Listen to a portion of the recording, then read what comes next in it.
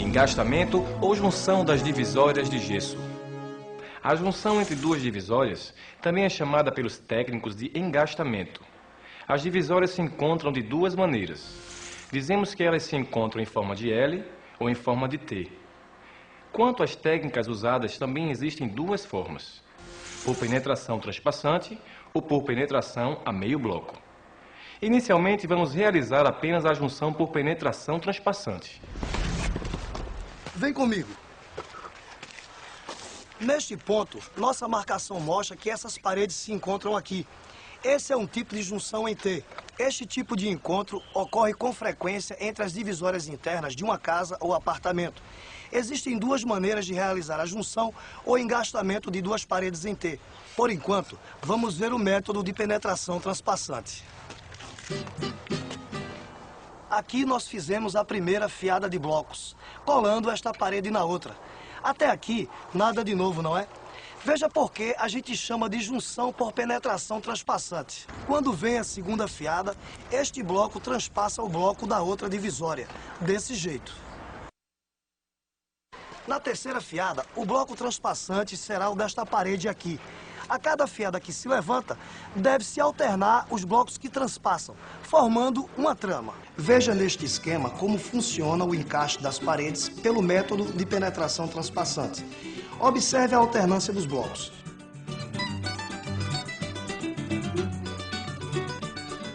Agora veja mais um pouco os nossos colegas em ação.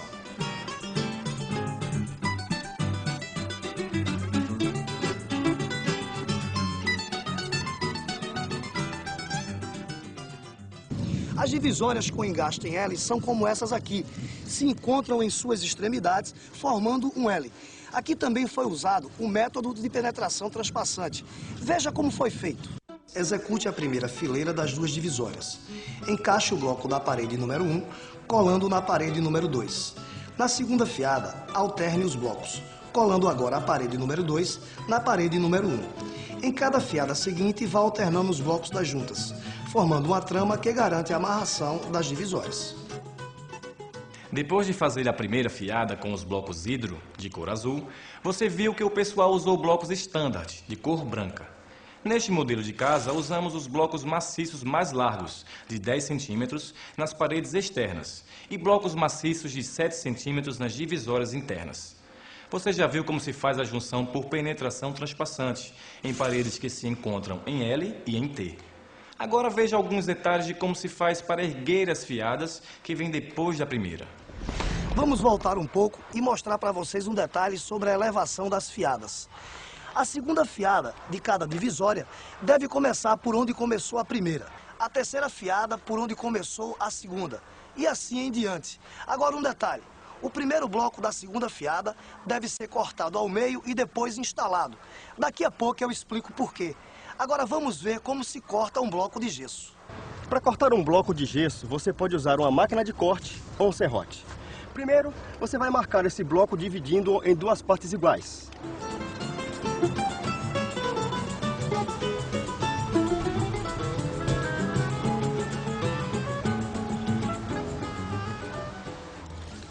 Feito isso, coloque o bloco de pé e serre-o seguindo a linha que você tracejou. Nessa etapa, é muito importante que você use o seu EPI, equipamento de proteção individual. Nesse caso, capacete, óculos, máscara e luvas.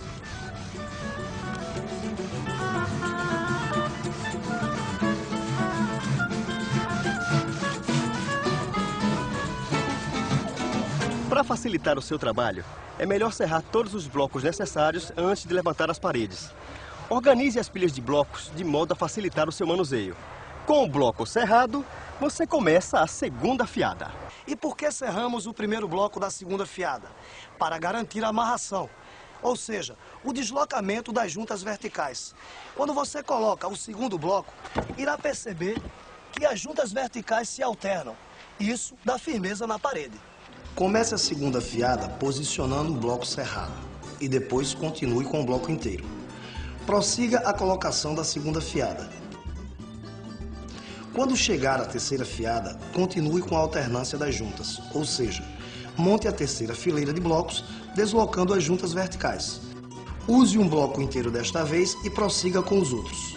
O deslocamento entre as linhas verticais deverá ser de, no mínimo, 3 vezes a espessura do bloco. Por exemplo, se o bloco tem 10 centímetros, desloque as linhas em 30 centímetros.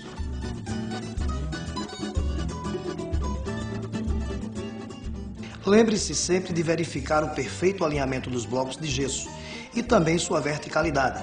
Você deve fazer isso regularmente enquanto levanta a parede. Desse jeito, você não encontra uma surpresa desagradável no final. Observe nesta parede como os nossos colegas trabalharam bem. Os blocos foram dispostos obedecendo à alternância das linhas verticais, garantindo assim a amarração da parede. Talvez você até já conheça esta técnica, pois ela também é aplicada na alvenaria de tijolos e argamassa. E aí, viu como é simples erguer uma divisória em gesso? Mesmo que jamais tenha levantado uma parede, você vai ver que a prática e o tempo vão lhe trazer segurança e rapidez na montagem dos blocos. É isso aí. E para encerrar nossa aula, antes de iniciarmos a revisão de hoje, vamos ver como se ligam as divisórias de gesso com as grades de portas em madeira. Algumas divisórias que você irá levantar terão portas. Para facilitar o seu trabalho, é melhor instalar as grades das portas ao mesmo tempo que for erguendo as fiadas de blocos. Veja como foi feito. Fixação das grades de porta em madeira. A fixação de grades de madeira com os blocos de gesso é feita com tiras de mantas fibrosas, ou seja, carpete ou alcatifa. O uso da manta fibrosa funcionará como banda resiliente, como se fosse um adesivo. Essa banda deve ter uma espessura de no mínimo 4 milímetros.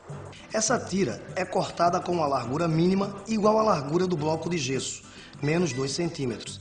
Ela é colada à grade por meio do uso de cola de neoprene, ao longo de toda a parte externa da grade. Depois, sobre a tira vem a cola de gesso e os blocos.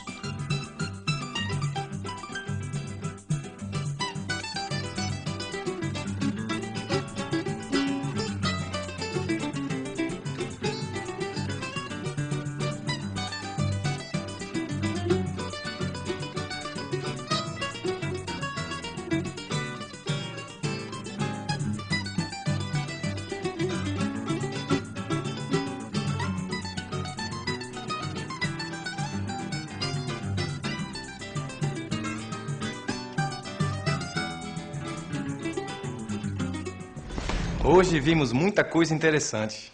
Nossa casa já está tomando forma e você deve estar impressionado com a rapidez que os blocos de gesso permitem. E por falar em tempo, chegou a hora da nossa revisão. Vamos lá? Revisão. Nosso encontro de hoje foi especialmente produtivo, pois nós iniciamos a instalação das divisórias de gesso.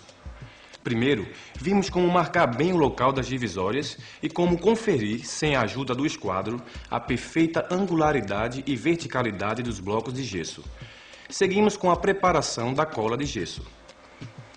Aprendemos como se ergue uma divisória, usando a cola, tomando o cuidado de sempre conferir o alinhamento dos blocos.